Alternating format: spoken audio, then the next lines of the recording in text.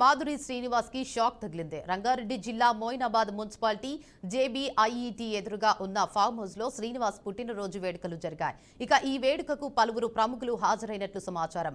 ఈ క్రమంలో బర్త్డే పార్టీని రాజేంద్రనగర్ ఎస్ఓటీ పోలీసులు నిలిపివేశారు. జన్మదిన వేడుక జరుపుకోవడానికి పోలీసుల నుంచి దువ్వాడ మాధురి శ్రీనివాస్ ఎలాంటి పర్మిషన్ తీసుకోకపోవడంతోనే భగ్నం చేసినట్లు తెలుస్తోంది. ఇక ఈ పార్టీలో అక్రమ మద్యాన్ని కూడా పోలీసులు పట్టుకున్నట్లు ప్రచారం జరుగుతోంది. ఈ బర్త్డే పార్టీలో 10 స్కాచ్ బాటిళ్లు 5 హుక్కా బాటిళ్లను ఎస్ఓటీ పోలీసులు స్వాధీనం చేసుకున్నారు. ఇక దువ్వాడ మాధురి శ్రీనివాస్ పై పోలీసులు కేసు నమోదు చేసి విచారణ జరుపుతున్నట్లు సమాచారం. బ్రేకింగ్ న్యూస్ చూస్తున్నాం. దువ్వాడ మాధురి శ్రీనివాస్ కి షాక్ తగిలింది.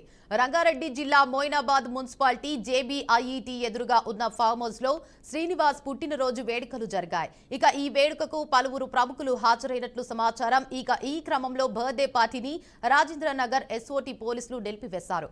జన్మదిన వేడుక జరుపుకోవడానికి పోలీసుల నుంచి దువ్వాడ మాధురి శ్రీనివాస్ ఎలాంటి పర్మిషన్ తీసుకోకపోవడంతో భగ్నం చేసినట్లు తెలుస్తోంది. ఇంకా ఈ పార్టీలో అక్రమ మద్యాన్ని కూడా పోలీసులు పట్టుకున్నట్లు ప్రచారం జరుగుతోంది. ఈ బర్త్డే పార్టీలో 10 స్కాచ్ బాటిళ్లు 5 హుక్కా బాటిళ్లను ఎస్ఓటీ పోలీసులు స్వాధీనం చేసుకున్నట్లు తెలుస్తోంది. దువ్వాడ మాధురి శ్రీనివాస్ పై పోలీసులు కేసు నమోదు చేసి విచారణ జరుపుతున్నట్లు సమాచారం.